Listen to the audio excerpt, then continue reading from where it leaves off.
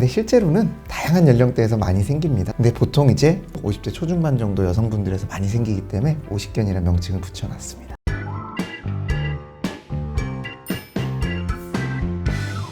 안녕하세요. 하이닥 건강전문 아나운서 정재은입니다. 오늘은 오십견에 대해서 홍태코 원장님과 말씀 나눠보겠습니다.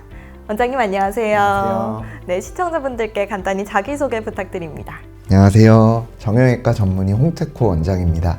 네, 오늘 오십견에 대해서 이렇게 설명을 해주신다고 하셨는데 오십견이란 구체적으로 좀 어떤 질환인가요? 네, 오십견은 정식 명칭으로 유착성 관절낭염이라고 부릅니다. 이 어깨 모형을 보면 뼈랑 뼈를 이루는 것이 관절인데 이 관절을 보면 이 아래쪽으로 해서 관절낭이 존재를 합니다. 이 관절낭에 염증이 생기고 두꺼워지면 팔을 앞으로 들어 올리거나 뒤로 돌리기가 어려워지는데 이런 상황을 통틀어서 오십견이라고 부르곤 합니다.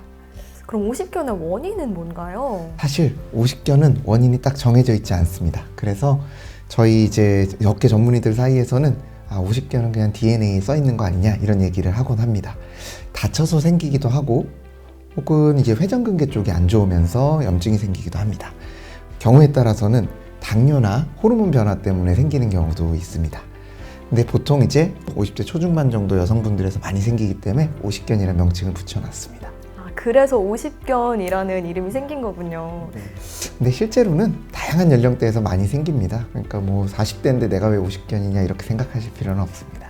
그럼 오십견의 증상은 좀 어떻게 나타나나요? 네, 일반적으로 이제 어깨를 돌리는 동작, 그 중에서 등 뒤로 이렇게 이제 돌리는 동작이 안 되는 것부터 시작을 합니다.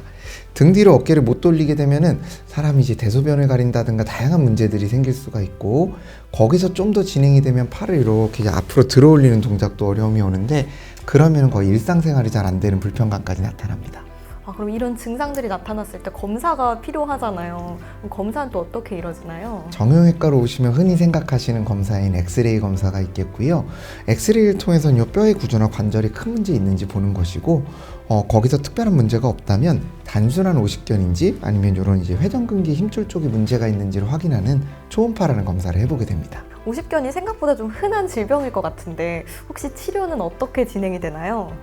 일반적인 정형외과 질환들처럼 먼저 수술적 치료보다는 비수술적 치료를 먼저 해보게 됩니다.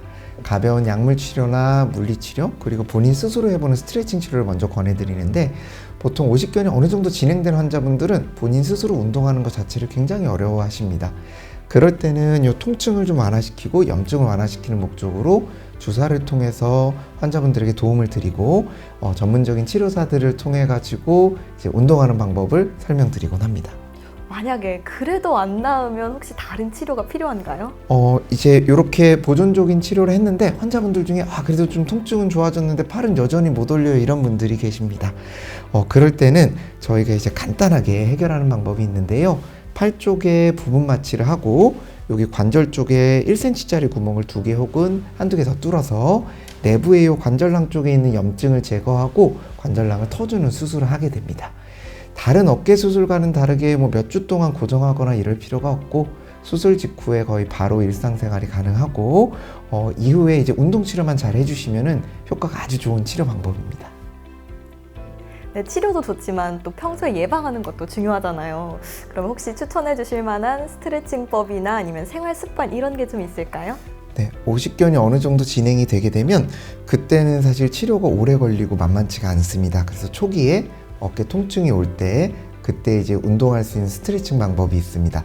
팔을 앞으로 드는 방법, 옆으로 들고 바깥으로 돌리고 등 뒤로 돌리고 이런 과정들이 있어서 제가 한 가지 보여드리려고 하고요. 집에서 간단하게 이제 마대자루 같은 막대기로 해볼 수 있는 운동 방법입니다. 이제 집에 있는 물건을 이용해서 할 수 있는 간단한 스트레칭 방법을 보여드릴 겁니다. 오십견 있으신 환자분들한테 쓸 수 있는 4가지 동작을 보여드릴 건데요. 요거 그냥 저희 집에 있는 마대자루 하나 가져온 건데, 자, 아픈 팔이 오른쪽 팔이고 이제 왼쪽 팔이 아픈 팔의 운동 선생님이 되는 겁니다. 첫 번째 동작은 앞으로 들어 올리는 동작. 아픈 팔을 이렇게 잡고 안 아픈 팔로 팔을 위로 이렇게 올려주시면 됩니다. 이게 첫 번째 전방 거상 동작이고, 두 번째 동작은 옆으로 올리는 측방 거상 동작입니다. 포인트는 오른쪽 아픈 팔에 힘주는 것이 아니라 안 아픈 팔을 이용해서 운동한다는 것, 그리고 그리고 이렇게 아픈 순간이 있을 때 1cm 정도 더 올리는 것. 요게 포인트가 되겠습니다. 세 번째는 팔꿈치를 몸통으로 이렇게 붙여서 바깥쪽으로 이렇게 돌리도록 힘을 주는 방법입니다. 이제 마지막으로 네 번째, 요게 가장 중요한데 좀 제가 돌아서 하겠습니다. 자, 마대자루를 안 아픈 팔로 뒤로 제껴놓고 아픈 팔을 안 아픈 팔로 이렇게 당겨 올리는 겁니다. 마찬가지로 통증이 느껴지는 순간 1cm씩 더 올려주시면 되겠습니다. 네, 오늘 50견에 대해서 너무 잘 알게 됐는데 혹시 오늘의 하이를 좀 짚어주실 수 있을까요? 네, 방금 전 보여드렸던 스트레칭이 오늘의 하이인데요. 처음에 통증을 느끼기 시작할 때 그냥 내버려두고 방치하지 마시고 꼭 병원을 찾아서 치료받고 보여드린 스트레칭을 하시면은 2년, 3년 고생하실 거 한두 달 만에 해결이 될 수 있습니다. 그걸 꼭 염두에 두셨으면 좋겠습니다. 네, 원장님 오늘 말씀 감사합니다. 감사합니다. 네, 오늘은 50견에 대해서 홍태코 원장님과 말씀 나눠봤는데요. 저희는 더 유익한 건강 정보로 다시 찾아뵙겠습니다. 지금까지 하이다 건강 전문 아나운서 정재은이었습니다. 함께해 주신 여러분 고맙습니다.